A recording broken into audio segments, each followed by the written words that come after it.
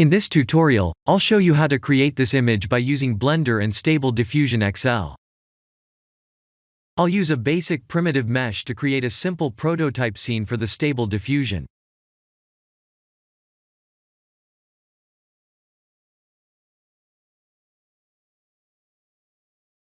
Please render the image and import it in Stable Diffusion.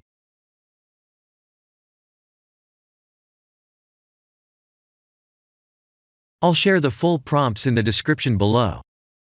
Please set the preprocessor to none, and select the correct depth model.